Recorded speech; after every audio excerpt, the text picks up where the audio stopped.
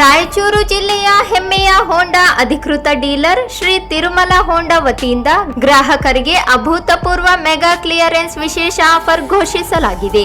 ನಮಸ್ಕಾರ, ನೀವು ನೋಡ್ತಾ ಇದ್ದೀರಾ ಮೆಗಾ ನ್ಯೂಸ್. ಮೊದಲಿಗೆ ಹೆಡ್ಲೈನ್ಸ್. ಭೂಮಾನಂದ ಕೊಲೆ, ಅಶ್ವಿನಿ ರಾಣೆಮ್ಮ ಮೇಲೆ ನಡೆದ ಅತ್ಯಾಚಾರ ಘಟನೆಗಳ ಸಮಗ್ರ ತನಿಖೆಗೆ ಆಗ್ರಹಿಸಿ ಬೃಹತ್ ಬೈಕ್ ರ್ಯಾಲಿ, ಆರೋಪಿಗಳಿಗೆ ಗಲ್ಲು ಶಿಕ್ಷೆ ವಿಧಿಸಲು ಆಗ್ರಹ. ವಿಶೇಷ ಮತದಾರರ ಪಟ್ಟಿ ಪರಿಷ್ಕರಣೆ, ಕರಡು ಮತದಾರರ ಪಟ್ಟಿ ಪ್ರಕಟ, ಸೇರ್ಪಡೆಗೆ ಅವಕಾಶ, ಪೂವಿತಾ ಎಸ್. ನಗರ ಮತ್ತು ಗ್ರಾಮೀಣ ಮತದಾರರ ಪಟ್ಟಿಯಿಂದ ಕೈಬಿಟ್ಟು ಹೋದವರು ಸೇರ್ಪಡೆಗೆ ಸೆಪ್ಟೆಂಬರ್ 23ರವರೆಗೆ ಅವಕಾಶ, ಸುರೇಶ್ ವರ್ಮಾ. ಪೇಂಟಿಂಗ್ ಕಾರ್ಮಿಕರ ವಿವಿಧ ಬೇಡಿಕೆಗಳಿಗೆ ಆಗ್ರಹಿಸಿ ಬೈಕ್ ರ್ಯಾಲಿ, ವಂಚಿಸುವವರ ವಿರುದ್ಧ ಕ್ರಮಕ್ಕೆ ಆಗ್ರಹ. ತುಂಗಭದ್ರಾ ಎಡದಂಡೆ ಕಾಲುವೆ ಗೇಜ್ ನಿರ್ವಹಿಸದಿದ್ದರೆ ಅಧಿಕಾರಿಗಳ ಕ್ರಮಕ್ಕೆ ಶಿಫಾರಸು, ಎನ್ಎಸ್ ಬೋಸರಾಜ್ ಎಚ್ಚರಿಕೆ. ಮತ್ತು ಅವಧೂತ ವಿನಯ್ ಗುರೂಜಿ ಹುಟ್ಟುಹಬ್ಬ ಆಚರಣೆ. ದೇವದುರ್ಗ ತಾಲೂಕಿನ ಸುಂಕೇಶ್ವರಹಾಳ ಗ್ರಾಮದ ಮಾದಿಗ ಸಮುದಾಯಕ್ಕೆ ಸೇರಿದ ಭೂಮಾನಂದ ಭೀಕರ ಕೊಲೆ ಮಾಡಿದ್ದನ್ನು ಖಂಡಿಸಿ ಹಾಗೂ 2 ಪ್ರತ್ಯೇಕ ಘಟನೆಗಳಲ್ಲಿ ದಲಿತ ಮಹಿಳೆಯರ ಮೇಲಿನ ಅತ್ಯಾಚಾರ ಎಸಗಿ ಕೊಲೆ ಮಾಡಿದ ಎಲ್ಲಾ ಆರೋಪಿಗಳ ಬಂಧನಕ್ಕೆ ಆಗ್ರಹಿಸಿ ದಲಿತ ಪರ ಸಂಘಟನೆಗಳ ಒಕ್ಕೂಟದ ವತಿಯಿಂದ ಬೃಹತ್ ಬೈಕ್ ರ್ಯಾಲಿ ನಡೆಸಲಾಯಿತು. ಆಗಸ್ಟ್ 23ರಂದು ಹತ್ತಿನಾಳ ಗ್ರಾಮದಿಂದ ಬೈಕ್ ರ್ಯಾಲಿ ಅಸ್ಕಿಹಾಳ ಗ್ರಾಮದವರೆಗೆ ನಡೆಸಿದ್ದು, ಇಂದು ಬೆಳಗ್ಗೆ ಅಸ್ಕಿಹಾಳ ಗ್ರಾಮದಿಂದ ಅಂಬೇಡ್ಕರ್ ವೃತ್ತದವರೆಗೆ ನೂರಾರು ಸಂಖ್ಯೆಯಲ್ಲಿ ಬೃಹತ್ ಬೈಕ್ ರ್ಯಾಲಿ ನಡೆಸಿ ದಲಿತರಿಗೆ ರಕ್ಷಣೆ ನೀಡುವಲ್ಲಿ ವಿಫಲವಾಗಿರುವ ಜಿಲ್ಲಾಡಳಿತದ ವಿರುದ್ಧ ಆಕ್ರೋಶ ವ್ಯಕ್ತಪಡಿಸಿದರು. ಬೈಕ್ ರ್ಯಾಲಿ ಅಸ್ಕಿಹಾಳದಿಂದ ಆರಂಭವಾಗಿ ಕೃಷಿ ವಿಶ್ವವಿದ್ಯಾಲಯ, ವಾಲ್ಮೀಕಿ ವೃತ್ತ, ಬಸವೇಶ್ವರ ವೃತ್ತದ ಮೂಲಕ ಅಂಬೇಡ್ಕರ್ ವೃತ್ತದವರೆಗೆ ನಡೆಸಲಾಯಿತು. ರ್ಯಾಲಿಯುದ್ದಕ್ಕೂ ಘೋಷಣೆ ಹಾಕಿ ಸರ್ಕಾರದ ವಿರುದ್ಧ ಆಕ್ರೋಶ ವ್ಯಕ್ತಪಡಿಸಲಾಯಿತು. ಸುಂಕೇಶ್ವರಹಾಳ ಗ್ರಾಮದಲ್ಲಿ ನಡೆದ ಭೂಮಾನಂದ ಕೊಲೆ ಪ್ರಕರಣ ಜಿಲ್ಲೆಯೇ ಬೆಚ್ಚಿ ಬೀಳುವಂತದ್ದಾಗಿದೆ. ಇಂದಿಗೂ ಎಲ್ಲ ಆರೋಪಿಗಳನ್ನು ಪೊಲೀಸರು ಬಂಧಿಸಿಲ್ಲ. ಆರೋಪಿಗಳಿಗೆ ಕಠಿಣ ಶಿಕ್ಷೆಯಾಗದೆ ಹೋದರೆ ಮತ್ತಷ್ಟು ದಲಿತ ಜೀವಗಳು ಬಲಿಯಾಗುವ ಆತಂಕವಿದೆ. ಗ್ರಾಮದಲ್ಲಿ ಇಂದಿಗೂ ಬೆದರಿಕೆ ಹಾಕಲಾಗುತ್ತಿದೆ. ಪ್ರಕರಣದ ವಿಶೇಷ ತನಿಖೆ ನಡೆಸಿ ಆರೋಪಿಗಳಿಗೆ ಕಠಿಣ ಶಿಕ್ಷೆ ವಿಧಿಸಬೇಕು ಎಂದು ಆಗ್ರಹಿಸಿದರು. ಸಿರವಾರ ತಾಲೂಕಿನ ಹೊಕ್ರಾಣಿ ಗ್ರಾಮದ ಅಶ್ವಿನಿ ಎಂಬ ಯುವತಿ ಮೇಲೆ ಅತ್ಯಾಚಾರ ಎಸಗಿ ಕೊಲೆ ಮಾಡಲಾಗಿದೆ. ಪ್ರಕರಣದ ಕುರಿತು ಸಮಗ್ರ, ಪಾರದರ್ಶಕ ಹಾಗೂ ನಿಷ್ಪಕ್ಷಪಾತ ತನಿಖೆ ನಡೆಸಬೇಕು. ಯಾವುದೇ ಪ್ರಭಾವಕ್ಕೆ ಒಳಗಾಗದೆ ನಿಜವಾದ ಆರೋಪಿಗಳನ್ನು ಪತ್ತೆ ಹಚ್ಚಿ ಕಾನೂನು ಕ್ರಮ ಕೈಗೊಳ್ಳಬೇಕು ಎಂದು ಆಗ್ರಹಿಸಿದರು. ಲಿಂಗಸುಗೂರು ತಾಲೂಕಿನ ಕಡರಕಲ್ ಗ್ರಾಮದ ಮಹಿಳೆಯೊಬ್ಬರ ಶವ ಅನುಮಾನಾಸ್ಪದ ರೀತಿಯಲ್ಲಿ ಪತ್ತೆಯಾಗಿದ್ದು ಅತ್ಯಾಚಾರ ಎಸಗಿ ಕೊಲೆ ಮಾಡಲಾಗಿದೆ. ಈ 2 ಪ್ರಕರಣದಲ್ಲಿಯೂ ಸಮಗ್ರ ತನಿಖೆ ನಡೆಸಿ ತಪ್ಪಿತಸ್ಥರಿಗೆ ಕಠಿಣ ಶಿಕ್ಷೆ ವಿಧಿಸಬೇಕು ಎಂದು ಒತ್ತಾಯಿಸಿದರು. ಪೊಲೀಸರು ಕೇವಲ ಆರೋಪಿಗಳನ್ನು ಬಂಧಿಸಿರುವುದು ಮಾತ್ರ ಹೇಳುತ್ತಿದ್ದಾರೆ. ಆದರೆ ಕಠಿಣ ಶಿಕ್ಷೆ ವಿಧಿಸಲು ಬೇಕಾದ ಕಾನೂನಾತ್ಮಕ ಸಿದ್ಧತೆ ಇಲ್ಲದೆ ಹೋಗಿದೆ. ಪರಿಶಿಷ್ಟ ಜಾತಿ ಜನರಿಗೆ ಜಿಲ್ಲೆಯಲ್ಲಿ ನೆಮ್ಮದಿಯೇ ಇಲ್ಲದೆ ಹೋಗಿದೆ. ದೌರ್ಜನ್ಯ, ಕೊಲೆ, ಅತ್ಯಾಚಾರ ಘಟನೆಗಳಿಂದ ಭಯದ ವಾತಾವರಣ ನಿರ್ಮಾಣವಾಗಿದೆ. ಸರ್ಕಾರ ಕೂಡಲೇ ಉನ್ನತ ಮಟ್ಟದ ತನಿಖೆ ನಡೆಸಿ ಮೃತ ಕುಟುಂಬಗಳಿಗೆ ತಕ್ಷಣ ಪರಿಹಾರ, ಸರ್ಕಾರಿ ಉದ್ಯೋಗ ಒದಗಿಸಬೇಕು. ಭಯದಲ್ಲಿರುವ ಕುಟುಂಬಗಳಿಗೆ ರಕ್ಷಣೆ ನೀಡಬೇಕು. ಇಂತಹ ಘಟನೆಗಳು ನಡೆಯದಂತೆ ಎಚ್ಚರ ವಹಿಸಬೇಕು ಎಂದು ಆಗ್ರಹಿಸಿದರು. ನಗರದ ಡಾಕ್ಟರ್ ಬಿಆರ್ ಅಂಬೇಡ್ಕರ್ ವೃತ್ತದಲ್ಲಿ ಬೃಹತ್ ವೇದಿಕೆಯನ್ನು ಉದ್ದೇಶಿಸಿ ಅನೇಕ ನಾಯಕರು ಮಾತನಾಡಿದರು.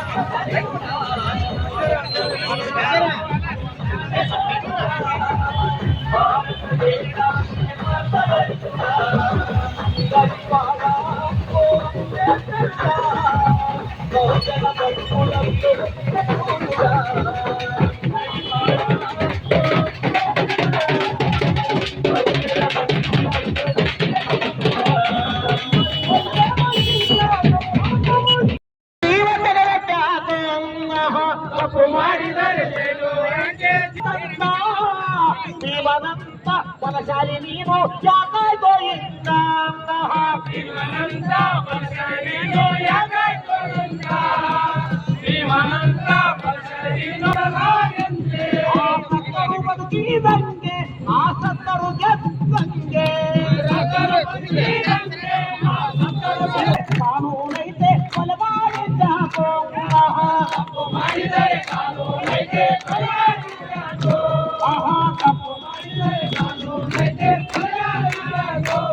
ಎಂಟು ತಿಂಗಳ ಗರ್ಭಿಣಿ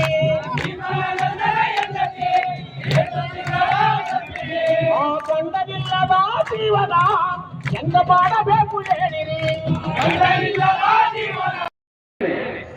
ಆ ಇಳಿ ವಯಸ್ಸಿನಲ್ಲಿ ಓಡೋಡಿ ಬರ್ತಕ್ಕಂಥ ನಮ್ಮ ಈಗಲೂ ಬಂದಿರ್ ಅಲ್ಲಿ ಅವರು ಹಾಜರಿರ್ತಾರ.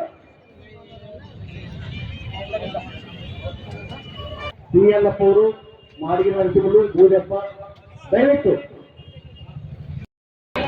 ಮುನ್ನೆಲೆ ಈ ಎಲ್ಲ ಘಟ್ಟಗಳನ್ನು ಸವಿಸ್ತಾರವಾಗಿ ಮಾತಾಡ್ಬೇಕಂತ ಹೇಳ್ಬಿಟ್ಟು ಈ ಕಾರ್ಯಕ್ರಮದ ಪ್ರಮುಖ ರೂವಾರಿಗಳಲ್ಲಿ ಒಬ್ಬರಲ್ಲಿ ವಿನಂತಿ ಮಾಡ್ತಾರೆ.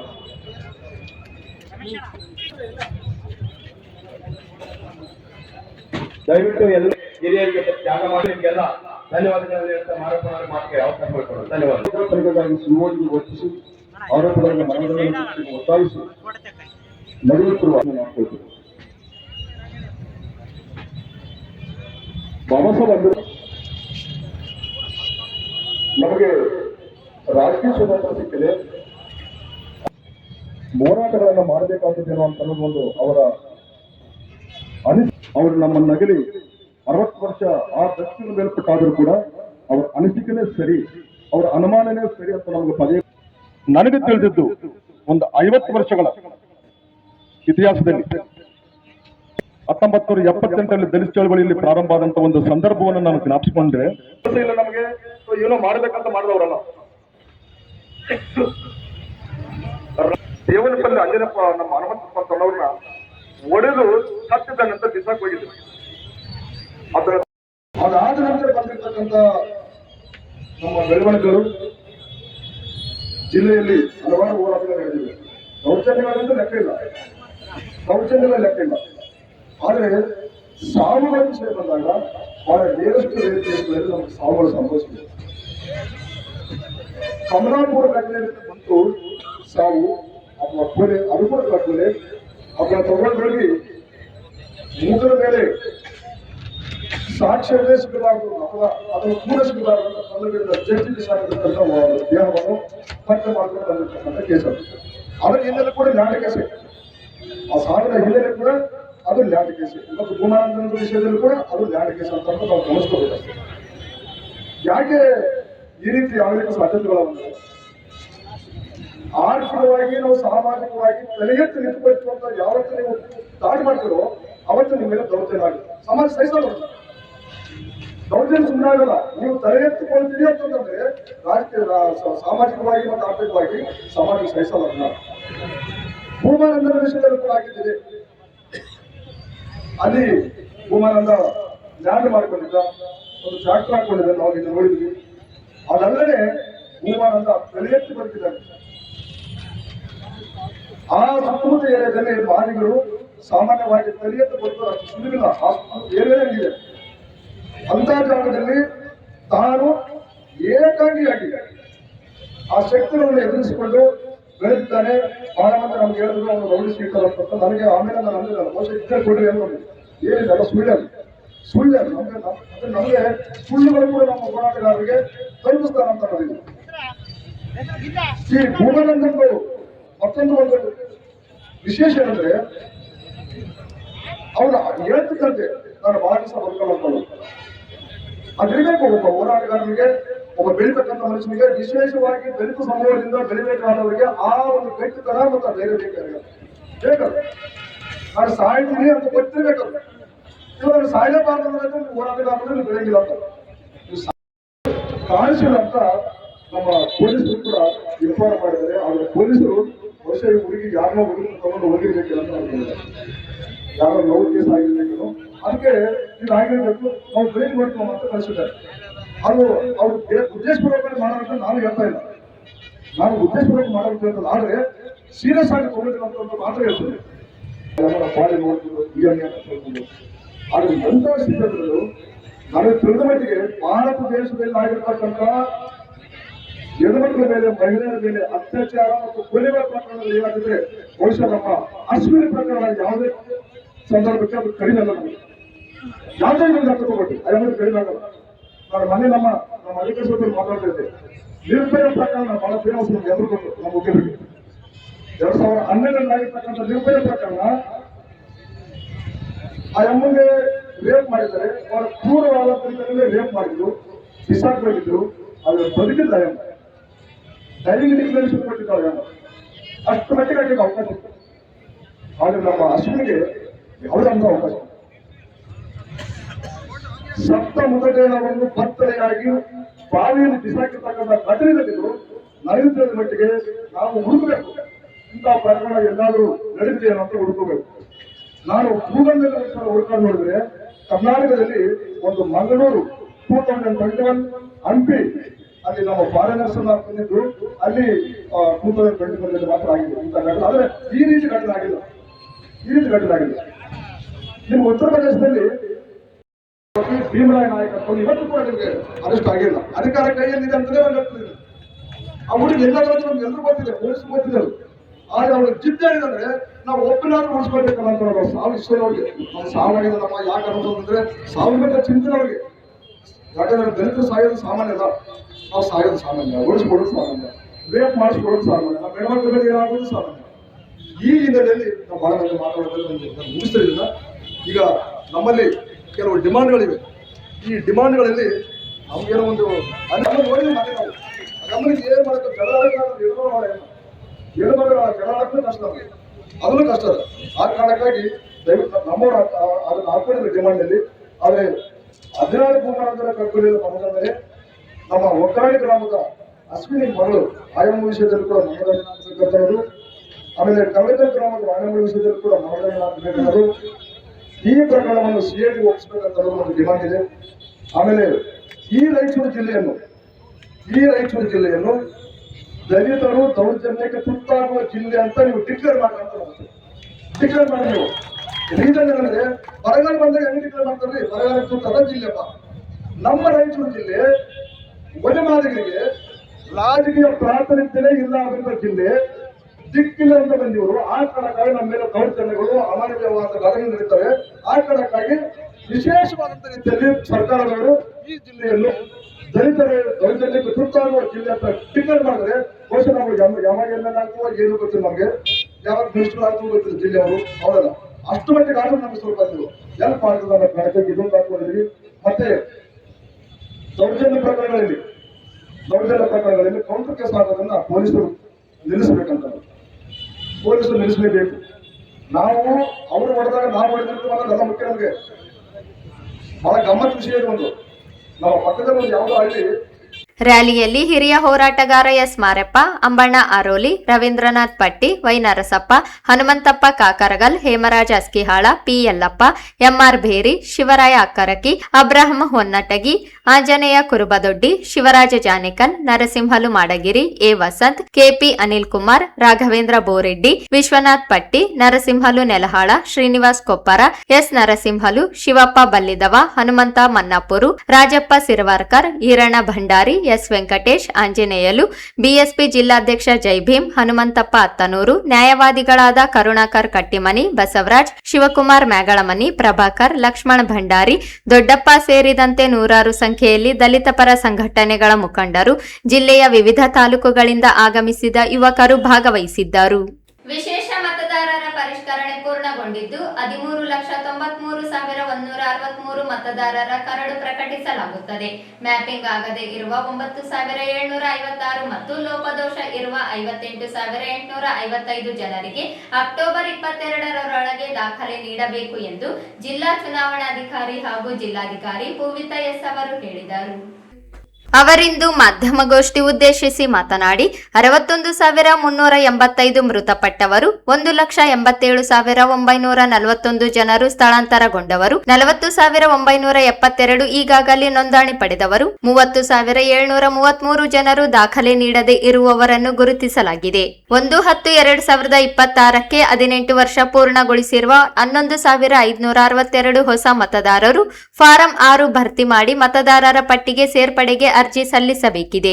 3 ಹಂತದಲ್ಲಿ ಮತದಾರರ ಪಟ್ಟಿಯಿಂದ ಹೊರಗುಳಿದವರಿಗೆ ಅವಕಾಶ ನೀಡಲಾಗುತ್ತದೆ. 1 ತಿಂಗಳೊಳಗೆ ಮ್ಯಾಪಿಂಗ್ ಆಗದೇ ಇರುವವರು, ಲೋಪದೋಷ ಇರುವವರು ಸೇರಿ 68,611 ಜನರು ದಾಖಲೆಗಳನ್ನು ನೀಡಬೇಕು. ಆನ್ಲೈನ್ ಅಥವಾ ಬಿಎಲ್ಒಗಳಿಗೆ ದಾಖಲೆ ನೀಡಿದ್ದಲ್ಲಿ ಮತದಾರರ ಪಟ್ಟಿಗೆ ಸೇರ್ಪಡೆಗೆ ಅವಕಾಶವಿದೆ.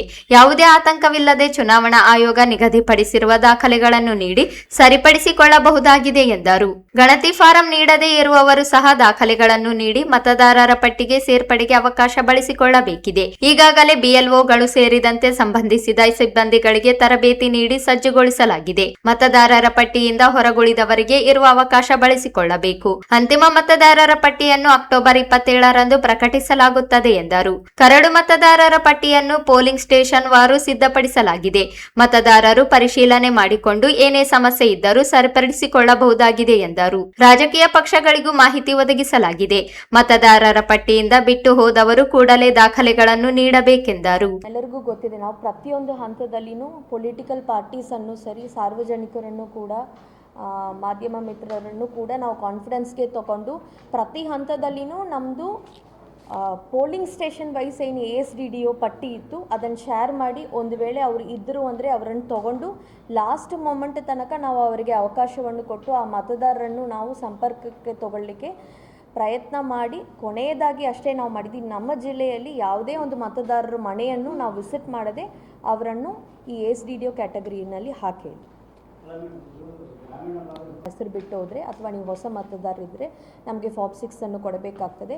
ನಿಮ್ಮೆಲ್ಲರಿಗೂ ಅನುಕೂಲ ಆಗಬೇಕು ಅಂತ ಯಾವುದಾದ್ರೂ ಡಾಕ್ಯುಮೆಂಟಲ್ಲಿ ಸಣ್ಣ ಪುಟ್ಟ ತಪ್ಪಿತ್ತು, ಅನಾಮಲೀಸ್ ಇದೆ, ಒಂದು 100-150 ಮತದಾರರು, 75 ಮತದಾರರು ಒಂದು ಪೋಲಿಂಗ್ ಸ್ಟೇಷನಲ್ಲೇ ಇದ್ದಾರೆ ಅಂದರೆ ನಾವು ಆದಷ್ಟು ಸ್ಥಳೀಯವಾಗಿ ಕೂಡ ಹಿಯರಿಂಗ್ ಮಾಡುವ ವ್ಯವಸ್ಥೆಯನ್ನು ಮಾಡ್ತೀವಿ. ಸೊ ಅಲ್ಲಿ ದಯವಿಟ್ಟು ಸಂಬಂಧಪಟ್ಟ ಸೂಕ್ತ ದಾಖಲೆಗಳನ್ನು ಸ್ವತಃ ಮತದಾರರೇ ನೀಡಬೇಕು. ಸೊ ದಟ್ ನಿಮ್ಮ ಹೆಸರಲ್ಲಿ ಏನು ಅನಾಮಲೀಸ್ ಇದೆ ಅಥವಾ ನೋ ಮ್ಯಾಪಿಂಗ್ ಆಗಿಲ್ಲ ಅದಕ್ಕೆ ಸೂಕ್ತ ದಾಖಲೆಗಳನ್ನು ಒದಗಿಸಿದರೆ ಆ ನೋಟಿಸ್ ಮೂಲಕ ಸ್ಪೀಕಿಂಗ್ ಆರ್ಡರ್ಸ್ ಮಾಡಿಬಿಟ್ಟು ಈ ಅಷ್ಟು ಜನರು ವೋಟರ್ಸನ್ನು ಕೂಡ ಫೈನಲ್ ಮತದಾರರ ಪಟ್ಟಿನಲ್ಲಿ ನಮಗೆ ಸೇರಿಸಲಿಕ್ಕೆ ಅನುಕೂಲ ಆಗ್ತದೆ. ಹೊಸ ಮತದಾರರು 1/10/2026ಕ್ಕೆ 18 ವಯಸ್ಸು ಪೂರ್ಣ ಮಾಡಬೇಕಾಗ್ತದೆ.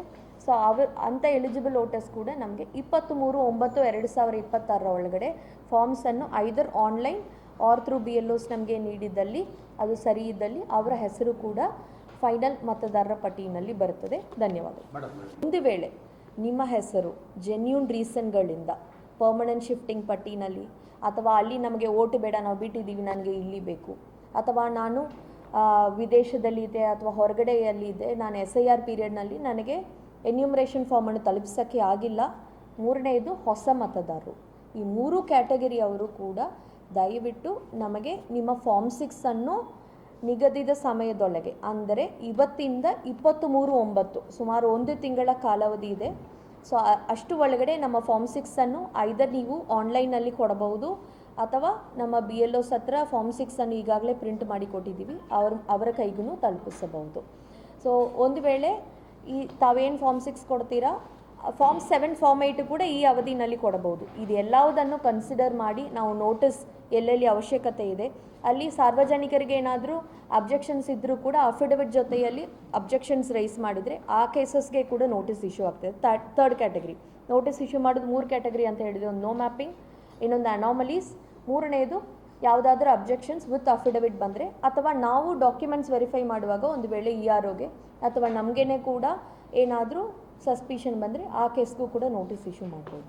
ಸೊ ಇದು ಅಷ್ಟನ್ನು ಮಾಡಿ ನಾವು ನಮ್ಮ ಫೈನಲ್ ಮತದಾರರ ಪಟ್ಟಿ ಏನಿದೆ ಅದನ್ನು 27/10ಕ್ಕೆ ನಾವು ಫೈನಲ್ ಮತದಾರರ ಪಟ್ಟಿಯನ್ನು ನಾವು ಬಿಡುಗಡೆ ಮಾಡುತ್ತೇವೆ. ಆಸ್ ಪರ್ 2 days, ಇವತ್ತು ಏನು ನಮಗೆ ಸ್ಕೆಡ್ಯೂಲ್ ಕೊಟ್ಟಿದ್ದಾರೆ ಅದರ ರೀತಿ. ಸೊ ಸಾರ್ವಜನಿಕರಲ್ಲಿ ಏನು ಮತದಾರರು ಈ 3 ಜನರು ಕೂಡ ಇನ್ನೂ ಕೂಡ ಫಾರ್ಮ್ 6 ಅನ್ನು ಕೊಟ್ಟು ತಮ್ಮ ಹೆಸರನ್ನು ಮತದಾರರ ಪಟ್ಟಿನಲ್ಲಿ ಸೇರಿಸಲಿಕ್ಕೆ ಅವಕಾಶ ಇದೆ. ಫಾರ್ಮ್ 6 ಪಟ್ಟಿಯಲ್ಲಿ ಅವರೇ ಸಹಿ ಮಾಡಬೇಕಾಗುತ್ತದೆ. ಎನ್ಯೂಮರೇಷನ್ ಫಾರ್ಮ್ ಹಂಗೆ ಇಲ್ಲ. ಫಾರ್ಮ್ 6ನಲ್ಲಿ ಅವರೇ ಸ್ವತಃ ಸೈನ್ ಮಾಡಬೇಕಾಗುತ್ತದೆ. ಜೊತೆಯಲ್ಲಿ ಒಂದು ಡಿಕ್ಲರೇಷನ್ ಫಾರ್ಮ್ ಬರುತ್ತದೆ, ಅದರಲ್ಲಿ ಮ್ಯಾಪಿಂಗ್ ಡೀಟೇಲ್ಸ್ ಇದೆ, ಅದನ್ನು ಹಾಕಿ ಕೂಡ ಕೊಡಬೇಕಾಗುತ್ತದೆ. ಒಂದು ವೇಳೆ ಅವ್ರ ಮ್ಯಾಪಿಂಗ್ ಡೀಟೇಲ್ಸ್ ಪೂರೈಸಿಲ್ಲ ಅಥವಾ ಅವ್ರದ್ದು ಫಾರ್ಮ್ 6 ಏನಾದರೂ ಸ್ವಲ್ಪ ಸಸ್ಪಿಷಿಯಸ್ ಇದೆ ಅಂತ ಹೇಳಿದರೆ, ನಾವೇನು ನೋಟಿಸ್ ಪೀರಿಯಡ್ ಇದೆ 24/8ರಿಂದ 22/10/2026 ತನಕ, ಅಲ್ಲಿ ತನಕ ನೋಟಿಸನ್ನು ಇಶ್ಯೂ ಮಾಡಿ ಏನು ಡಾಕ್ಯುಮೆಂಟ್ಸ್ ಇದೆ ಅದನ್ನು ಪಡೆಯುತ್ತೇವೆ.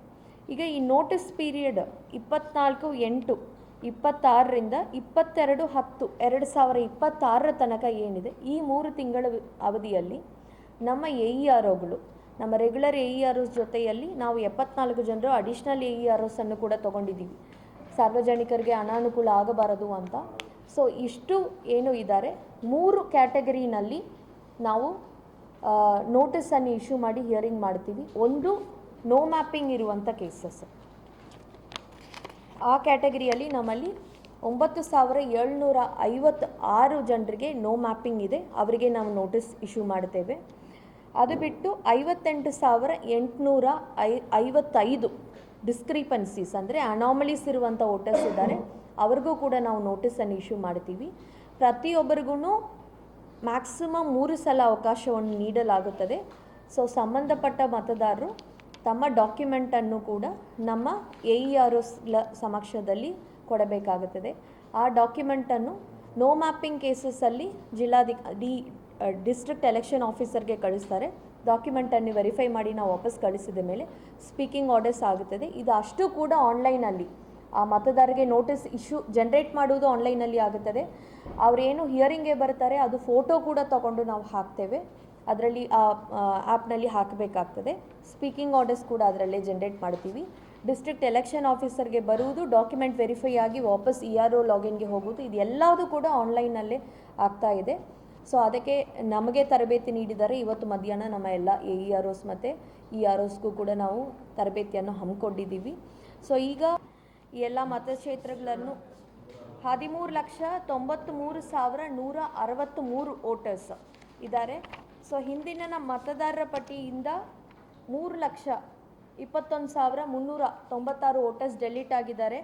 ಅದರಲ್ಲಿ ಡೆತ್ತು 61,385 ಮತದಾರರು, ಪರ್ಮನೆಂಟ್ ಆಗಿ ಶಿಫ್ಟ್ ಆದವರು 1,87,941, ಆಬ್ಸೆಂಟಿ ವೋಟರ್ಸ್ 30,733, ಅದರ್ಸ್ 365. ಸೊ ಇದೆಲ್ಲದೂ ಸೇರಿ 2025 ಮತದಾರರ ಪಟ್ಟಿಗೂ ಈ ಡ್ರಾಫ್ಟ್ ಮತದಾರರ ಪಟ್ಟಿಗೂ ವ್ಯತ್ಯಾಸ ಇರುವುದು 3,21,396, ಅಂದರೆ 18.75%. ಸೊ ಇದರಲ್ಲಿ ಯಂಗ್ ವೋಟರ್ಸ್ ಅಂದರೆ 18ರಿಂದ 19 ವಯಸ್ಸು ಇರುವ ಮತದಾರರು 11,562 ಜನರು, ಡಿಫ್ರೆಂಟ್ಲಿ ಏಬಲ್ಡ್ ವೋಟರ್ಸ್ 17,048 ಜನರು ಮತದಾರರ ಪಟ್ಟಿನಲ್ಲಿ ಇದ್ದಾರೆ. ಸೊ ಈಗ ನಮ್ಮ SIRದು ಸ್ಕೆಡ್ಯೂಲ್ ಸ್ವಲ್ಪ ರಿವೈಸ್ ಆಯಿತು. 2 ಸಲ ಮತದಾರರಿಗೆ ಅನುಕೂಲ ಆಗಲಿ ಅಂತ ಹೇಳಿಬಿಟ್ಟು ನಾವು ನಮ್ಮ ಎಲೆಕ್ಷನ್ ಕಮಿಷನ್ ಈ ಏನು ಸ್ಕೆಡ್ಯೂಲ್ ಇತ್ತು ಅದನ್ನು ವಿಸ್ತರಣೆ ಮಾಡಿದ್ದಾರೆ. ಸೊ ಅದರ ಪ್ರಕಾರ ಇವತ್ತು ಡ್ರಾಫ್ಟ್ ಪಬ್ಲಿಕೇಷನನ್ನು ಮಾಡ್ತಾ ಇದ್ದೀವಿ. ಈಗಾಗಲೇ ಪೊಲಿಟಿಕಲ್ ಪಾರ್ಟಿ ಮೀಟಿಂಗ್ಸ್ ಕೂಡ ಆಗಿದೆ. ರಿಜಿಸ್ಟರ್ಡ್ ಪೊಲಿಟಿಕಲ್ ಪಾರ್ಟಿ ಅವರು ಎಲ್ಲರಿಗೂ ಕೂಡ ಒಂದು 6 ಸೆಟ್ಟು ಏನಿದೆ ಅದನ್ನು ಇವತ್ತು ಸಂಜೆ ಒಳಗಡೆ ಅವರಿಗೆ ಹಾರ್ಡ್ ಕಾಪಿಯನ್ನು ಅವರಿಗೆ ಕೊಡ್ತಾ ಇದ್ದೀವಿ. ಈಗ 27/8ರಿಂದ 23/9 ಈ ಸಂದರ್ಭದಲ್ಲಿ ಸಹಾಯಕ ಆಯುಕ್ತ ಹಂಪಣ್ಣ ಸಜ್ಜನ್ ಇದ್ದರು. ಕಳೆದ 2 ತಿಂಗಳ ದಿನಗಳಿಂದ ಬೂತ್ ಮಟ್ಟದ ಅಧಿಕಾರಿಗಳು, ಸೂಪರ್ವೈಸರ್ಗಳು ಮತ್ತು ನೋಡೆಲ್ ಅಧಿಕಾರಿಗಳು ನಿರಂತರವಾಗಿ ಶ್ರಮಿಸಿ ರಾಯಚೂರು ಗ್ರಾಮೀಣ ಮತ್ತು ನಗರ ಪ್ರದೇಶದಲ್ಲಿ ಅರ್ಹ ಮತದಾರರ ಪಟ್ಟಿಯನ್ನು ಸಿದ್ಧಪಡಿಸಿ ರಾಯಚೂರು ಜಿಲ್ಲೆಯಲ್ಲಿ 53 ಗ್ರಾಮೀಣ ಮತಕ್ಷೇತ್ರಗಳು ಹಾಗೂ 54 ನಗರ ಮತಕ್ಷೇತ್ರಗಳ ಕರಡು ಮತದಾರರ ಪಟ್ಟಿಯನ್ನು ಪ್ರಕಟಿಸಲಾಗಿದೆ ಎಂದು ರಾಯಚೂರು ತಹಸೀಲ್ದಾರ್ ಸುರೇಶ್ ವರ್ಮಾ ಅವರು ತಿಳಿಸಿದರು. ನಗರದ ಹಳೆ ಸಿಎಂಸಿ ಕಚೇರಿ ಸಭಾಂಗಣದಲ್ಲಿ ಹಮ್ಮಿಕೊಳ್ಳಲಾಗಿದ್ದ ಪತ್ರಿಕಾಗೋಷ್ಠಿಯನ್ನು ಉದ್ದೇಶಿಸಿ ಮಾತನಾಡಿದರು. ಗ್ರಾಮೀಣ ಮತಕ್ಷೇತ್ರದಲ್ಲಿ ಒಟ್ಟು ಮತದಾರರು 2,39,883 ಮತದಾರರಿದ್ದು ಮ್ಯಾಪಿಂಗ್ ಮಾಡಲಾಗಿರುವುದು 1,98,809 ಜನರಿಗೆ. ಒಟ್ಟು ಶೇಕಡ 82.88% ಮ್ಯಾಪಿಂಗ್ ಮತ್ತು ಪ್ರೋಜನ್ ಆಗಿದ್ದು ಇವರನ್ನು ಅರ್ಹ ಮತದಾರರೆಂದು ಗುರುತಿಸಲಾಗಿದೆ. 41,074 ಜನರನ್ನು ಆಬ್ಸೆಂಟ್ ಶಿಫ್ಟ್ ಡೆತ್ ಅಡಿಯಲ್ಲಿ ಗುರುತಿಸಲಾಗಿದೆ. ಈ ಹಿಂದೆ ಗ್ರಾಮೀಣ ಮತಕ್ಷೇತ್ರದಲ್ಲಿ 275 ಮತಕೇಂದ್ರಗಳಿದ್ದವು. ಪ್ರಸ್ತುತ 3 ಹೆಚ್ಚಾಗಿ 278 ಮತಕೇಂದ್ರಗಳಾಗಿವೆ. ಅಲ್ಲದೆ ಸುಮಾರು 14,000 ಹಿಯರಿಂಗ್ ಮಾಡುವುದರ ಮೂಲಕ ಹಾಗೂ ದಾಖಲಾತಿಗಳನ್ನು ಪರಿಶೀಲಿಸಿ ಅಂತಿಮ ಮತದಾರರ ಪಟ್ಟಿಗೆ ಸೇರಿಸಲಾಗುತ್ತದೆ ಎಂದರು.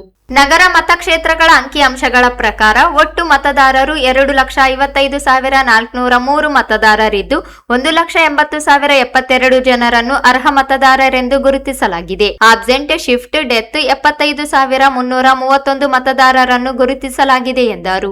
ಈಗಾಗಲೇ ಈ ಪಟ್ಟಿಯನ್ನು ರಾಜಕೀಯ ವ್ಯಕ್ತಿಗಳಿಗೆ ನೀಡಲಾಗಿದೆ ಹಾಗೂ ವೆಬ್ಸೈಟ್ನಲ್ಲಿಯೂ ಪ್ರಕಟಿಸಲಾಗಿದೆ. ಮತದಾರರ ಪಟ್ಟಿಯಲ್ಲಿ ಹೆಸರು ಬಿಟ್ಟು ಹೋದರೆ ಅಥವಾ ಆಕ್ಷೇಪಣೆಗಳಿದ್ದರೆ 23/9/2026 ರಿಂದ 22/10/2026 ಯಾರೇ ಸಾರ್ವಜನಿಕರು ಸಂಬಂಧಪಟ್ಟ ಕಚೇರಿಗಳಲ್ಲಿ ಆಕ್ಷೇಪಣೆಗಳನ್ನು ಸಲ್ಲಿಸಬಹುದು ಎಂದರು. ತಹಸೀಲ್ದಾರ್ ಕಚೇರಿ ಮತ್ತು ನಗರಸಭೆ ಕಚೇರಿಯಲ್ಲಿ ಆಕ್ಷೇಪಣೆಗಳನ್ನು ಸಲ್ಲಿಸಬಹುದು. ಅಕ್ಟೋಬರ್ 1, 2026ಕ್ಕೆ 18 ವರ್ಷ ತುಂಬುವವರು ಕೂಡ ನಮೂನೆ 6 ಅನ್ನು ಸಲ್ಲಿಸಿ ಹೊಸದಾಗಿ ಹೆಸರು ಸೇರಿಸಬಹುದು. ಹೆಸರು, ತಂದೆಯ ಹೆಸರು, ಗಂಡನ ಹೆಸರಿನಲ್ಲಿ ತಪ್ಪುಗಳಿದ್ದರೆ ನಮೂನೆಗಳ ಮೂಲಕ ತಿದ್ದುಪಡಿಗೆ ಅವಕಾಶ ನೀಡಲಾಗಿದೆ ಎಂದರು. ಡ್ರಾಪ್ ಲಿಸ್ಟ್ನಲ್ಲಿ ಇರುವವರು ಅಥವಾ ಬೇರೆಡೆಗೆ ಸ್ಥಳಾಂತರಗೊಂಡಿರುವವರಿಗೂ ನಮೂನೆ 8 ಮೂಲಕ ಅರ್ಜಿ ಸಲ್ಲಿಸಿ ಹೆಸರು ಬದಲಾಯಿಸಿಕೊಳ್ಳಲು ಅಥವಾ ಉಳಿಸಿಕೊಳ್ಳಲು ಅವಕಾಶ ಕಲ್ಪಿಸಲಾಗಿದೆ ಎಂದರು. ಸಾರ್ವಜನಿಕರಿಂದ ಬರುವ ಆಕ್ಷೇಪಣೆಗಳನ್ನು ಮತ್ತು ಹಿಯರಿಂಗ್ ಪ್ರಕ್ರಿಯೆ ಪೂರ್ಣಗೊಂಡ ನಂತರ 27/10/2026 ರಂದು ಅಂತಿಮ ಪರಿಷ್ಕೃತ ಮತದಾರರ ಪಟ್ಟಿಯನ್ನು ಪ್ರಕಟಿಸಲಾಗುತ್ತದೆ ಎಂದರು. ಒಟ್ಟು 75,331 ಮತದಾರರನ್ನು ಗುರುತಿಸಿದೆವು. ಈಗಾಗಲೇ ಈ ಪಟ್ಟಿಯನ್ನು ರಾಜಕೀಯ ವ್ಯಕ್ತಿಗಳಿಗೆ ಕೊಟ್ಟಿದ್ದೆವು, ವೆಬ್ಸೈಟ್ನಾಗೂ ಪ್ರಕಟ ಮಾಡಿದೆವು. ಇನ್ ಕೇಸ್ ಈ ಆಬ್ಸೆಂಟ್ ಶಿಫ್ಟ್ ಡೆತ್ ಇದ್ದವರು ತಮಗೇನಾದರೂ ಆಕ್ಷೇಪಣೆ ಇಲ್ಲ, ನನ್ನ ಹೆಸರು ಯಾಕೆ ಬಂದಿಲ್ಲ ಅಂತ ಆಕ್ಷೇಪಣೆಗಿದ್ದಾಗ ಅವರಿಗೆ ನಾವು ಒಂದು ಸಾರ್ವತ್ರಿಕ ಡೇಟ್ ಕೊಟ್ಟಿದ್ದೆವು. ಇವತ್ತಿನಿಂದ 23/9/2026 ಯಾರೇ ಸಾರ್ವಜನಿಕರು ಆಕ್ಷೇಪಣೆ ಸಲ್ಲಿಸಿ ನಮ್ಮ ಸಂಬಂಧಪಟ್ಟಂಥ ಕಚೇರಿಗಳಿಗೆ ಆಕ್ಷೇಪಣೆ ಸಲ್ಲಿಸಿ ನನ್ನ ವೋಟ್ ಲಿಸ್ಟ್ನಾಗ ನನ್ನ ಹೆಸರು ಯಾಕೆ ಬಂದಿಲ್ಲ, ನಾನು ಜುನೂನ್ ವೋಟರ್ಸ್ ಇದ್ದೀನಿ, ಈ ಭಾಗದಲ್ಲಿ ಇದ್ದೀನಿ ಅಂತ ಅವರು ಆಕ್ಷೇಪಣೆ ಸಲ್ಲಿಸಿದಾಗ ಅವರ ಆಕ್ಷೇಪಣೆಗಳನ್ನು ಪರಿಶೀಲಿಸಿ ಪುನಃ ಅವರು ಮತದಾರ ಪಟ್ಟಿಯಲ್ಲಿ ಅಂತಿಮ ಪಟ್ಟಿಯಲ್ಲಿ ಹೆಸರು ಸೇರಿಸಲಿಕ್ಕೆ ನಾವು ಕ್ರಮ ಕೈಗೊಳ್ತೀವಿ.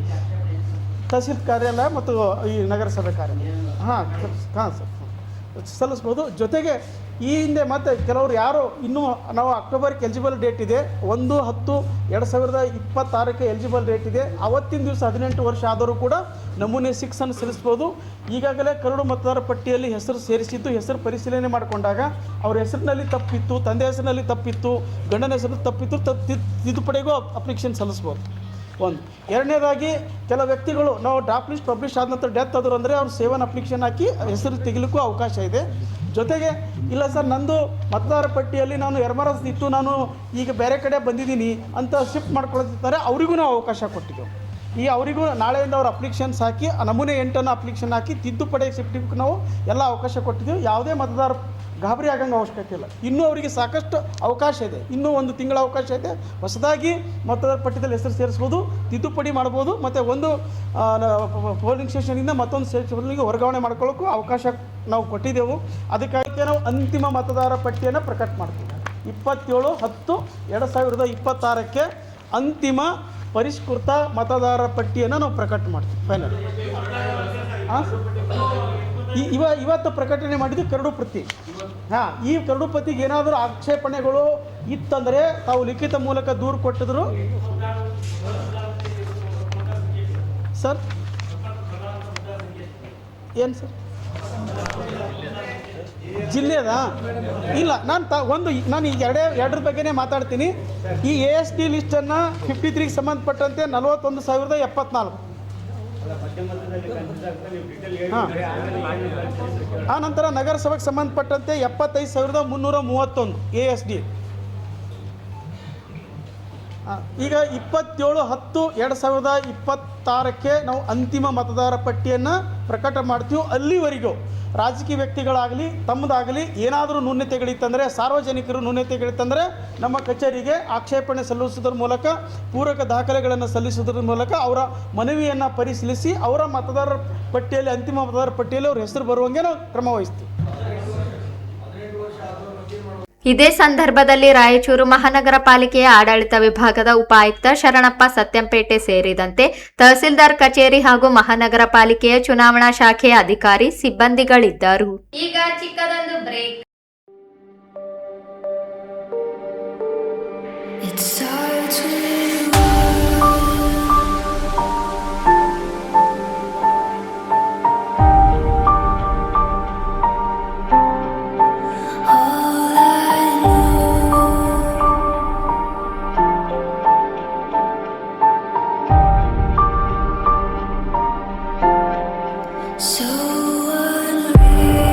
ರಾಯಚೂರು ಜಿಲ್ಲೆಯ ಹೆಮ್ಮೆಯ ಹೋಂಡಾ ಅಧಿಕೃತ ಡೀಲರ್ ಶ್ರೀ ತಿರುಮಲ ಹೋಂಡಾ ವತಿಯಿಂದ ಗ್ರಾಹಕರಿಗೆ ಅಭೂತಪೂರ್ವ ಮೆಗಾ ಕ್ಲಿಯರೆನ್ಸ್ ವಿಶೇಷ ಆಫರ್ ಘೋಷಿಸಲಾಗಿದೆ. ತಿರುಮಲ ಮೋಟಾರ್ಸ್ನ ಇತಿಹಾಸದಲ್ಲೇ ಹಿಂದೆಂದೂ ಕಾಣದ ಭರ್ಜರಿ ಕ್ಯಾಶ್ ಡಿಸ್ಕೌಂಟ್ ಮತ್ತು ಆಕರ್ಷಕ ಉಚಿತ ಉಡುಗೊರೆಗಳನ್ನು 2023-24ನೇ ಮಾಡೆಲ್ ವಾಹನಗಳ ಮೇಲೆ ನೀಡಲಾಗುತ್ತಿದೆ. ಹಾರ್ನೆಟ್ 2.0 ಬರೋಬ್ಬರಿ 16,999 ವರೆಗೆ ನೇರ ಕ್ಯಾಶ್ ಡಿಸ್ಕೌಂಟ್. SP 160 11,999 ವರೆಗೆ ಕ್ಯಾಶ್ ಡಿಸ್ಕೌಂಟ್. ಆಕ್ಟಿವಾ 110 ಹಾಗೂ ಡಿಯೋ ಸ್ಮಾರ್ಟ್ ಕೀ ತಲಾ 9,999 ವರೆಗೆ ರಿಯಾಯಿತಿ. ಶೈನ್ 100 ಹಾಗೂ ಲಿಯೋ ಮೇಲೆ 2,999 ರಿಂದ 7,999 ವರೆಗೆ ವಿಶೇಷ ಡಿಸ್ಕೌಂಟ್. ವಾಹನ ಖರೀದಿಯ ಜೊತೆಗೆ premium trolley bag, smart watch, Bluetooth earbuds ಹಾಗೂ ಸುರಕ್ಷತೆಗಾಗಿ ಹೆಲ್ಮೆಟ್ ಉಚಿತವಾಗಿ ಪಡೆಯುವ ಸುವರ್ಣಾವಕಾಶ. ಈ ಅಪರೂಪದ ಆಫರ್ ಶ್ರೀ ತಿರುಮಲ ಹೋಂಡಾ ರಾಯಚೂರು ಸೇರಿದಂತೆ ಮಾನ್ವಿ, ದೇವದುರ್ಗ, ಸಿರವಾರ ಹಾಗೂ ಪೋತ್ನಾಳ್ ಶಾಖೆಗಳಲ್ಲಿ ಲಭ್ಯವಿದ್ದು ಸೀಮಿತ ಸ್ಟಾಕ್ ಇರುವುದರಿಂದ ಗ್ರಾಹಕರು ಹಿಂದೆ ಭೇಟಿ ನೀಡಿ ಸದುಪಯೋಗ ಪಡೆದುಕೊಳ್ಳಲು ಕೋರಲಾಗಿದೆ. ಹೆಚ್ಚಿನ ಮಾಹಿತಿಗಳಿಗಾಗಿ ರಾಯಚೂರು ಶಾಖೆ 9448385032, ಮಾನ್ವಿ ಶಾಖೆ 9980778555, ದೇವದುರ್ಗ ಶಾಖೆ 7019009123, ಸಿರವಾರ ಶಾಖೆ 9008991044 ಹಾಗೂ ಪೋತ್ನಾಳ ಶಾಖೆ 9880312145 ಸಂಪರ್ಕಿಸಬಹುದಾಗಿದೆ. ಸ್ಥಳ ಶ್ರೀ ತಿರುಮಲ ಹೋಂಡಾ, ಗೋಶಾಲ ರಸ್ತೆ, ರಾಯಚೂರು.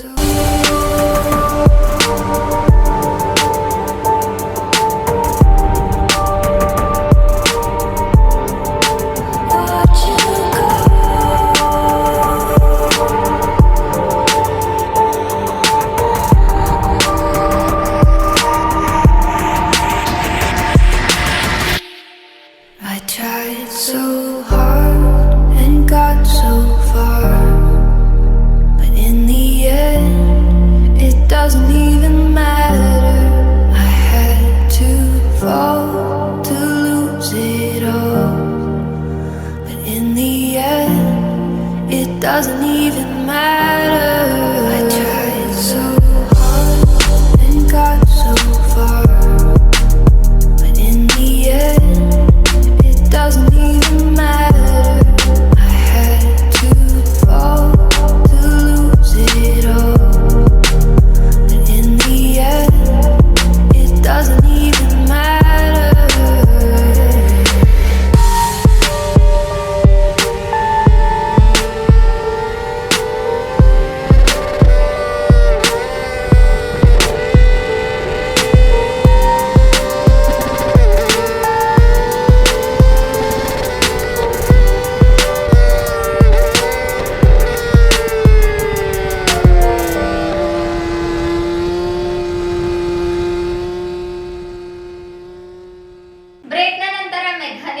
ಸ್ವಾಗತ.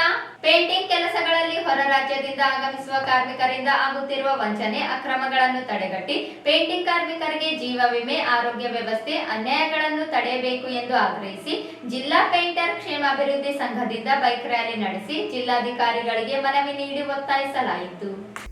ಸಂಘದ ಗೌರವಾಧ್ಯಕ್ಷ ಎನ್ ಶರಣಪ್ಪ ಅಸ್ಕಿಹಾಳ ಹಾಗೂ ಜಿಲ್ಲಾಧ್ಯಕ್ಷ ರಾಜು ನೇತೃತ್ವದಲ್ಲಿ ಬಸವೇಶ್ವರ ವೃತ್ತದಿಂದ ಬೈಕ್ ರ್ಯಾಲಿ ನಡೆಸಿ ಪೇಂಟಿಂಗ್ ಕಾರ್ಮಿಕರು ಇತ್ತೀಚೆಗೆ ಉತ್ತರ ಪ್ರದೇಶ, ಬಿಹಾರ ಸೇರಿದಂತೆ ಇತರೆ ರಾಜ್ಯಗಳಿಂದ ಕೂಲಿ ಕಾರ್ಮಿಕರು ನಗರಕ್ಕೆ ಆಗಮಿಸಿ ಮುಂಗಡ ಹಣ ಪಡೆದು ಅರ್ಧಕ್ಕೆ ಕೆಲಸ ಬಿಟ್ಟು ಹೋಗುತ್ತಿರುವ ಘಟನೆಗಳು ನಡೆಯುತ್ತಿವೆ. ಹೀಗಾಗಿ ಪೇಂಟಿಂಗ್ ವೃತ್ತಿ ಕಾರ್ಮಿಕರ ಮೇಲೆ ಭರವಸೆ ಕಳೆದುಕೊಳ್ಳುವಂತಾಗಿದೆ. ಪೇಂಟಿಂಗ್ ವೃತ್ತಿ ನಂಬಿರುವ ಸ್ಥಳೀಯ ಕಾರ್ಮಿಕರಿಗೆ ಅವಕಾಶಗಳು ದೊರೆಯದೆ ಹೋಗುವ ಜೊತೆಗೆ ವಿಶ್ವಾಸ ಇಲ್ಲದಂತಾಗುತ್ತಿದೆ. ಹೊರ ರಾಜ್ಯದಿಂದ ಬರುವ ಕಾರ್ಮಿಕರನ್ನು ವಿರೋಧಿಸುತ್ತಿಲ್ಲ.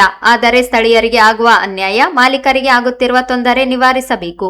ಹೊರ ರಾಜ್ಯದ ಪೇಂಟಿಂಗ್ ಕಾರ್ಮಿಕರ ಗುರುತು ದಾಖಲೆ ಪರಿಶೀಲಿಸುವುದು, ವಂಚನೆ ಮಾಡಿದವರ ವಿರುದ್ಧ ಕಾನೂನು ಕ್ರಮ ಕೈಗೊಳ್ಳುವುದು, ಕಾರ್ಮಿಕರ ಮಕ್ಕಳಿಗೆ ವಿದ್ಯಾಭ್ಯಾಸ ಸಹಾಯಧನ ನೇರ ಅರ್ಹ ಫಲಾನುಭವಿ ಬ್ಯಾಂಕ್ ಖಾತೆಗೆ ಜಮಾ ಮಾಡುವುದು, ಕಾರ್ಮಿಕರಿಗೆ ವಾರ್ಷಿಕ ಸಹಾಯಧನ, ಆಸ್ಪತ್ರೆ ವ್ಯವಸ್ಥೆ, ಲೇಬರ್ ಕಾರ್ಡ್ ವಿತರಣೆ ವಿಳಂಬ ತಪ್ಪಿಸುವುದು, ಕಾರ್ಮಿಕರ ಪಿಂಚಣಿ ಸಹಾಯಧನ ನೀಡುವಂತೆ ಆಗ್ರಹಿಸಿದರು. ಆದರೆ ನಮ್ಮ ಮನೆಯಲ್ಲಿ ನಮ್ಮ ಮಕ್ಕಳಿಗೆ ಊಟ ಕೊಡಲು ಕೆಲಸಕ್ಕಾಗಿ ನಾವು ಬೇರೆ ಊರಿಗೆ ಹೋಗಬೇಕಾದ ಪರಿಸ್ಥಿತಿ ಬಂದಿದೆ. ಇದು ಯಾರ ನೋವು ಅಲ್ಲ, ಇದು ನಮ್ಮ ಕಾರ್ಮಿಕರ ನೋವು. ಕಡಿಮೆ ದರ ಹೇಳಿ ಕೆಲಸ ತೆಗೆದುಕೊಳ್ಳುವುದು, ಮುಂಗಡ ಹಣ ಪಡೆದು ಕೆಲಸ ಅರ್ಧಕ್ಕೆ ಬಿಟ್ಟು ಹೋಗುವುದು, ಮನೆ ಮಾಲೀಕರ ನಷ್ಟ ಮಾಡುವುದು, ಇಂತಹ ವಂಚನೆ ಯಾರಿಂದ ನಡೆದರೂ ಕಾನೂನು ಕ್ರಮ ಕೈಗೊಳ್ಳಬೇಕು. ನಮ್ಮ ಬೇಡಿಕೆ ಸ್ಪಷ್ಟ. ಹೊರಗಿನಿಂದ ಬಂದವರನ್ನು ದ್ವೇಷಿಸುವುದು ನಮ್ಮ ಉದ್ದೇಶವಲ್ಲ. ಆದರೆ ನಮ್ಮ ಸ್ಥಳೀಯ ಕಾರ್ಮಿಕರ ಹಕ್ಕು ಮತ್ತು ಉದ್ಯೋಗಕ್ಕೆ ನ್ಯಾಯ ಆದ್ಯತೆ ಬೇಕು. ರಾಯಚೂರಿನಲ್ಲಿ ಕೆಲಸವಿದ್ದರೆ ರಾಯಚೂರು ಕಾರ್ಮಿಕರಿಗೆ ಅವಕಾಶ ಸಿಗಬೇಕು. ನಮ್ಮ ಕಾರ್ಮಿಕರ ಮಕ್ಕಳ ಭವಿಷ್ಯಕ್ಕಾಗಿ ನಾವು ಇಂದು ಧ್ವನಿ ಎತ್ತುತ್ತಿದ್ದೇವೆ. ನಮ್ಮ ಕೈಯಲ್ಲಿ ಬಣ್ಣದ ಬ್ರಷ್ ಇದೆ, ಇದು ಆಯುಧ ಅಲ್ಲ. ನಮ್ಮ ಬಾಯಲ್ಲಿ ಘೋಷಣೆ ಇದೆ, ಇದು ದೇಶವಲ್ಲ. ನಮ್ಮ ಹೋರಾಟದ ಕೋಪ ಇದೆ, ಆದರೆ ಕಾನೂನಿನ ಸಮಿತಿಯೊಳಗೆ ಕೋಪ ಹೇಳಬೇಕು. ನಮ್ಮ ಮನೆಯನ್ನು ಸ್ವೀಕರಿಸಬೇಕು. ವಂಚನೆ ಮಾಡುವವರಿಂದ ಕಾನೂನು ಕ್ರಮ ಕೈಗೊಳ್ಳಬೇಕು. ಸ್ಥಳೀಯ ಪೇಂಟರ್ ಕಾರ್ಮಿಕರ ಜೀವನೋಪಾಯವನ್ನು ರಕ್ಷಿಸಬೇಕು. ಒಬ್ಬ ಪೇಂಟರ್ ಕಣ್ಣೀರು ಒರೆಸಿದರೆ ಒಂದು ಕುಟುಂಬದ ಭವಿಷ್ಯ ಉಳಿಯುತ್ತದೆ. ನಾವು ಒಗ್ಗಟ್ಟಾಗೋಣ. ನಮ್ಮ ಹಕ್ಕಿಗಾಗಿ ಶಾಂತಿ ಹೋರಾಡೋಣ. ಬಣ್ಣ ಹಚ್ಚೋದು ನಮ್ಮ ಕೈಗಳು ಬೀದಿಗೆ ಬರಬಾರ್ದು. ದುಡಿಯುವ ಕೈಗಳ ಕೆಲಸ ಸಿಗಬೇಕು. ನಮ್ಮ ಬೆವರು ನಮ್ಮ ಹಕ್ಕು, ನಮ್ಮ ದುಡಿಮೆ ನಮ್ಮ ಬದುಕು. ವಂಚನೆ ಮಾಡಿದರೆ ಕಾನೂನು ಕ್ರಮ, ಅನ್ಯಾಯ ಮಾಡಿದರೆ ಉತ್ತರ ಕೊಡಬೇಕು. ಸ್ಥಳೀಯ ಕಾರ್ಮಿಕರ ನ್ಯಾಯ ಬೇಕು. ಪೇಂಟರ್ ಕಾರ್ಮಿಕರಿಗೆ ಗೌರವ ಬೇಕು. ಜಾತಿ ಬೇಡ, ಧರ್ಮ ಬೇಡ, ದುಡಿಯುವ ಕಾರ್ಮಿಕರಿಗೆ ನ್ಯಾಯ ಬೇಕು. ಯಾರು ವಂಚನೆ ಮಾಡಿದರೋ ಕಾನೂನು ಕ್ರಮ ಕೈಗೊಳ್ಳಬೇಕು. ಯಾರು ದುಡಿದರೋ ಗೌರವ ಇರಬೇಕು.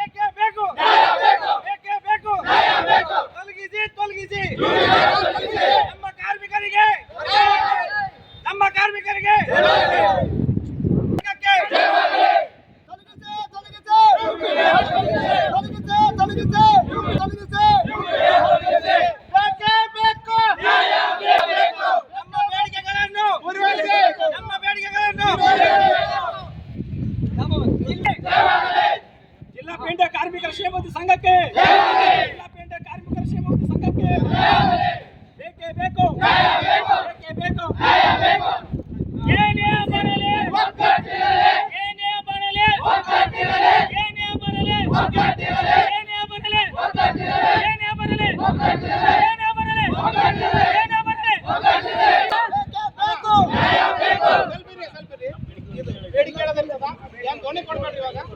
ಬೇಕು, ಬೇಕೇ ಬೇಕು. ಯುಪಿ ಬಿಹಾರ್ ಅವರನ್ನು ತೊಲಗಿಸಿ, ತೊಲಗಿಸಿ, ಬೇಕೇ ಬೇಕು. ಎಲ್ಲಿವರೆಗೂ ಹೋರಾಟ? We want justice. We want justice. ಸಿಗಬೇಕು ಕಾರ್ಮಿಕರಿಗೆ, ಸಿಗಬೇಕು, ಸಿಗಬೇಕು ಕಾರ್ಮಿಕರಿಗೆ ನ್ಯಾಯ ಸಿಗಬೇಕು. We want justice. ಏನೇ ಅಧಿಕಾರ,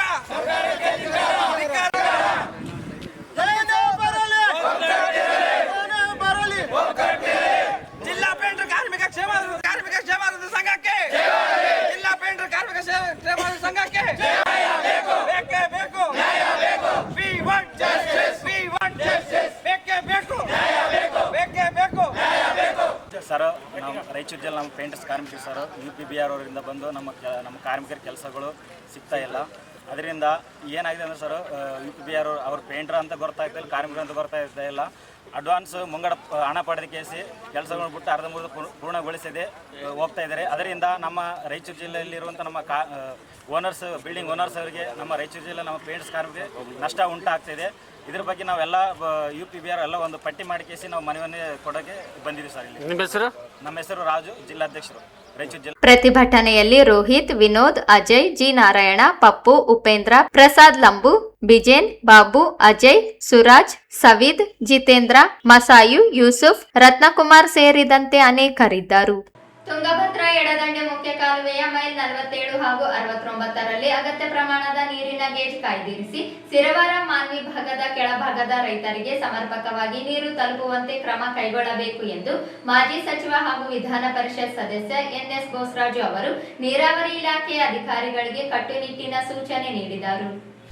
ನೀರಾವರಿ ಇಲಾಖೆ ಅಧಿಕಾರಿಗಳು ಹಾಗೂ ಮಾನ್ವಿ ಶಾಸಕ ಜಿ ಹಂಪಯ್ಯ ನಾಯಕ್ ಅವರೊಂದಿಗೆ ಮುಖ್ಯ ಕಾಲುವೆಗೆ ಭೇಟಿ ನೀಡಿದ ಬೋಸರಾಜು ಅವರು ವಿವಿಧ ಮೈಲ್ಗಳಲ್ಲಿ ಹರಿಯುತ್ತಿರುವ ನೀರಿನ ಪ್ರಮಾಣವನ್ನು ಪರಿಶೀಲಿಸಿದರು. ಈ ವೇಳೆ ಸ್ಥಳದಿಂದಲೇ ಮುಖ್ಯ ಎಂಜಿನಿಯರ್ ಅವರನ್ನು ದೂರವಾಣಿ ಮೂಲಕ ಸಂಪರ್ಕಿಸಿ ಕಾಲುವೆಯ ನೀರಿನ ಹರಿವಿನ ಕುರಿತು ಮಾಹಿತಿ ಪಡೆದು ಅಗತ್ಯ ಕ್ರಮವನ್ನು ಕೈಗೊಳ್ಳುವಂತೆ ಸೂಚಿಸಿದರು. ಮೈಲ್ 69ರ 9 ಅಡಿ ನೀರು ಇರಬೇಕಾಗಿದ್ದು ಪ್ರಸ್ತುತ 7.9 ಅಡಿ ಮಾತ್ರ ನೀರು ಹರಿಯುತ್ತಿರುವುದು ಅಧಿಕಾರಿಗಳ ಗಮನಕ್ಕೆ ಬಂದಿದೆ. ಅದೇ ರೀತಿ ಮೈಲ್ 47ರಲ್ಲಿ 12 ಅಡಿ ನೀರು ಇರಬೇಕಾಗಿದ್ದರೂ 11.2 ಅಡಿ ಮಾತ್ರ ನೀರು ಹರಿಯುತ್ತಿದೆ. ಇದರ ಪರಿಣಾಮವಾಗಿ ಬಾಗಲವಾಡ ಸಮೀಪದ ಮೈಲ್ 90ರಲ್ಲಿ 5.5 ಅಡಿ ನೀರು ಇರಬೇಕಾದರೆ ಕೇವಲ 3 ಅಡಿ ನೀರು ಹರಿಯುತ್ತಿರುವ ಕುರಿತು ಅಧಿಕಾರಿಗಳು ಮಾಹಿತಿ ನೀಡಿದರು. ಈ ಹಿನ್ನೆಲೆಯಲ್ಲಿ ಮೈಲ್ 47 ಹಾಗೂ 69ರಲ್ಲಿ ಅಗತ್ಯ ಪ್ರಮಾಣದ ನೀರಿನ ಗೇಜ್ ಕಾಯ್ದಿರಿಸಿ 2 ದಿನದೊಳಗೆ ಕೆಳಭಾಗದ ರೈತರಿಗೆ ಸಮರ್ಪಕವಾಗಿ ನೀರು ತಲುಪುವಂತೆ ಕ್ರಮ ಕೈಗೊಳ್ಳಬೇಕು ಎಂದು ಬೋಸರಾಜು ಅವರು ಅಧಿಕಾರಿಗಳಿಗೆ ಸೂಚಿಸಿದರು. ಮೇಲ್ಭಾಗದಿಂದಲೇ ಕಾಲುವೆಯ ಮೇಲಿನ ನೀರಿನ ಹರಿವಿನ ಮೇಲೆ ಕಟ್ಟುನಿಟ್ಟಿನ ನಿಗಾ ವಹಿಸಬೇಕು. ಕಾಲುವೆಯ ವಿವಿಧ ಮೈಲ್ಗಳಲ್ಲಿ ನಿಗದಿತ ಗೇಜ್ಗಿಂತ ನೀರಿನ ಪ್ರಮಾಣ ಕಡಿಮೆಯಾಗದಂತೆ ಸಂಬಂಧಪಟ್ಟ ಅಧಿಕಾರಿಗಳು ಪರಸ್ಪರ ಸಮನ್ವಯದಿಂದ ಕಾರ್ಯನಿರ್ವಹಿಸಬೇಕು ಎಂದು ಹೇಳಿದರು. ಸಿರವಾರ ಹಾಗೂ ಮಾನ್ವಿ ಭಾಗದ ರೈತರು ಕೃಷಿ ಚಟುವಟಿಕೆಗಳನ್ನು ಕೈಗೊಳ್ಳಲು ನೀರಿನ ನಿರೀಕ್ಷೆಯಲ್ಲಿದ್ದಾರೆ. ನೀರಿನ ಲಭ್ಯತೆಯಲ್ಲಿ ವ್ಯತ್ಯಯ ಉಂಟಾದರೆ ಬೆಳೆಗಳಿಗೆ ತೀವ್ರ ತೊಂದರೆಯಾಗಲಿದೆ. ಆದ್ದರಿಂದ ಕಾಲುವೆಯಲ್ಲಿ ಅಗತ್ಯ ಪ್ರಮಾಣದ ನೀರನ್ನು ಕಾಯ್ದಿರಿಸಿ ಕೊನೆ ಭಾಗದ ರೈತರಿಗೂ ನ್ಯಾಯಯುತವಾಗಿ ನೀರು ತಲುಪಿಸುವುದು ಅಧಿಕಾರಿಗಳ ಜವಾಬ್ದಾರಿಯಾಗಿದೆ ಎಂದು ಬೋಸರಾಜು ಅವರು ತಿಳಿಸಿದರು. ಅಗತ್ಯವಿದ್ದಲ್ಲಿ ಪೊಲೀಸರ ಸಹಕಾರ ಪಡೆದು ಕೆಳಭಾಗಕ್ಕೆ ನೀರು ಹರಿಸುವಂತೆ ಅಧಿಕಾರಿಗಳಿಗೆ ಸೂಚಿಸಿದ ಅವರು ರೈತರ ಕೃಷಿ ಚಟುವಟಿಕೆಗಳಿಗೆ ಯಾವುದೇ ರೀತಿಯ ತೊಂದರೆಯಾಗದಂತೆ ಮುನ್ನೆಚ್ಚರಿಕಾ ಕ್ರಮಗಳನ್ನು ಕೈಗೊಳ್ಳಬೇಕು ಎಂದರು. ಕೆಳಭಾಗದ ರೈತರಿಗೆ ಸಮರ್ಪಕವಾಗಿ ನೀರು ಹರಿಯದಿರುವುದು ಕಂಡುಬಂದರೆ ಸಂಬಂಧಪಟ್ಟ ಅಧಿಕಾರಿಗಳ ವಿರುದ್ಧ ಕ್ರಮ ಕೈಗೊಳ್ಳಲಾಗುವುದು ಎಂದು ಎಚ್ಚರಿಸಿದರು. ಈ ಸಂದರ್ಭದಲ್ಲಿ ಅಧೀಕ್ಷಕ ಇಂಜಿನಿಯರ್ ಸತ್ಯನಾರಾಯಣ ಶೆಟ್ಟಿ, ಕಾರ್ಯನಿರ್ವಾಹಕ ಎಂಜಿನಿಯರ್ ಕೋದಂಡರಾಮ, ಸಹಾಯಕ ಆಯುಕ್ತ ಹಂಪಣ್ಣ ಸಜ್ಜನ್, ಸಹಾಯಕ ಕಾರ್ಯನಿರ್ವಾಹಕ ಎಂಜಿನಿಯರ್ಗಳಾದ ವಿಜಯಲಕ್ಷ್ಮಿ, ದಾವೂದ್, ವಿದ್ಯಾಸಾಗರ್, ಶರಣಯ್ಯ ನಾಯಕ ಗುಡದಿನ್ನಿ, ಮಾಜಿ ಜಿಲ್ಲಾ ಪಂಚಾಯಿತಿ ಸದಸ್ಯರಾದ ಕಿರಿಲಿಂಗಪ್ಪ ಕವಿತಾಳ, ಶಿವಣ್ಣ ವಕೀಲ, ಚುಕ್ಕಿ ಶಿವಕುಮಾರ್, ಶ್ರೀನಿವಾಸ್ ಜಾಲಪುರ ಕ್ಯಾಂಪ್, ಕರಿಯಪ್ಪ, ನಾಗಪ್ಪ ನವಲಕಲ್, ಬೀರಪ್ಪ, ಶಿವಪ್ಪ ಗೌಡ ಸೇರಿದಂತೆ ಹಲವರು ಉಪಸ್ಥಿತರಿದ್ದರು. ನಗರದ ಅಂಧ ಮಕ್ಕಳ ಶಾಲೆಯಲ್ಲಿ ಅವಧೂತ ವಿನಯ್ ಗುರೂಜಿ ಅವರ ಹುಟ್ಟುಹಬ್ಬವನ್ನು ಭಕ್ತರು ಹಾಗೂ ಗಣ್ಯರ ಸಮ್ಮುಖದಲ್ಲಿ ಆಚರಿಸಲಾಯಿತು. ಈ ಸಂದರ್ಭದಲ್ಲಿ ಮಾಜಿ ಸಚಿವ ಕೆ ಶಿವನಗೌಡ ನಾಯಕ್, ಮಾಜಿ ಶಾಸಕ ತಿಪ್ಪರಾಜ್ ಹವಾಲ್ದಾರ್, ಲಕ್ಷ್ಮೀಪತಿ ಗಾಣದಾಳ ಸೇರಿದಂತೆ ವಿನಯ್ ಗುರೂಜಿ ಅವರ ಭಕ್ತರು ಉಪಸ್ಥಿತರಿದ್ದರು. ಹುಟ್ಟುಹಬ್ಬದ ಆಚರಣೆಯಲ್ಲಿ ಪಾಲ್ಗೊಂಡರು. ಮಾಜಿ ಸಚಿವ ಕೆ ಶಿವನಗೌಡ ನಾಯಕ್ ಅವರು ವಿನಯ್ ಗುರೂಜಿ ಅವರಿಗೆ ಹುಟ್ಟುಹಬ್ಬದ ಶುಭಾಶಯಗಳನ್ನು ಕೋರಿ ಉತ್ತಮ ಆರೋಗ್ಯ, ದೀರ್ಘಾಯುಷ್ಯ ಹಾಗೂ ಸಮಾಜ ಸೇವೆಯಲ್ಲಿ ಇನ್ನಷ್ಟು ಯಶಸ್ಸು ದೊರೆಯಲಿ ಎಂದು ಹಾರೈಸಿದರು.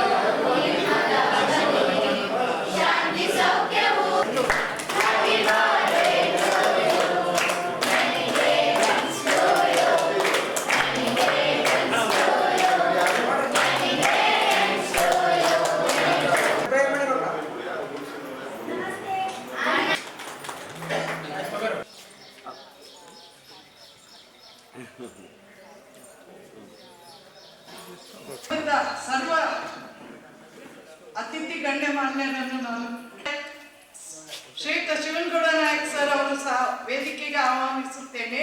ಅತಿಥಿ ಸರ್ ಅದೇ ರೀತಿ ರಾಮಚಂದ್ರಪ್ಪ ಕಡ್ಗೋಲ್, ಅದೇ ರೀತಿ ತಿಪ್ಪರಾಜ್ ಹವಾಲ್ದಾರ್ ಸರ್, ಶ್ರೀಯುತ ತಿಪ್ಪರಾಜ್ ಹವಾಲ್ದಾರ್ ಸರ್ ಇವರು ಸಹ ನಮ್ಮ ಆವರಣದ ವೆಂಕಟರಾವ್, ಅದೇ ರೀತಿ ಡಿ ಗೋವಿಂದ್ ಇವರನ್ನು ಸಹ ವೇದಿಕೆಗೆ ಆಹ್ವಾನಿಸುತ್ತೇನೆ. ಸರ್ ಇಲ್ಲಿ ನೋಡಿ ಸರ್, ಎಲ್ಲರೂ sir Shivanagouda sir, sir sir Shivanagouda sir, sir sir Satyapura sir, ಸ್ವಲ್ಪ ಇಲ್ಲಿ ನೋಡಿ ಸರ್, ಸರ್ ಈ ಕಡೆ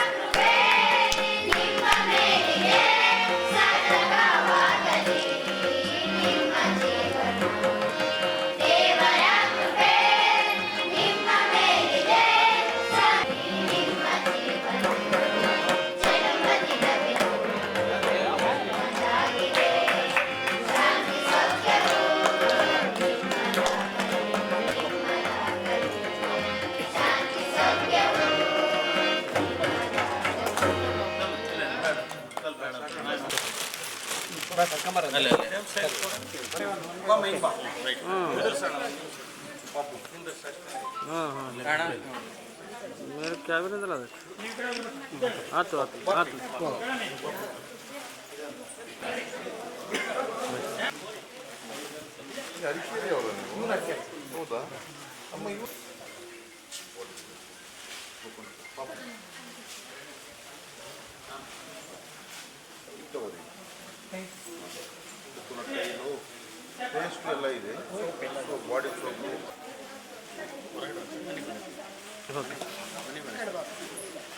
ರೈಟ್ ಹೋಗಿ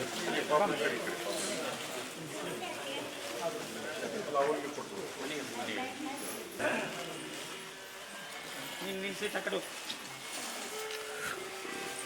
ನೀನು ಎಲ್ಲಿ ಕುಂತ ಕೊಡು, ನೀನು ಎಲ್ಲಿ ಕುಂತ ಕೊಡ್ಬೇಕು.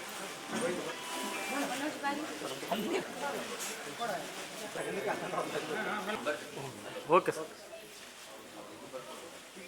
ಶ್ರೀ ಅವಧೂತ ವಿನಯ್ ಗುರೂಜಿ ಅವರ ಹುಟ್ಟುಹಬ್ಬವನ್ನು ರಾಯಚೂರು ನಗರದಲ್ಲಿ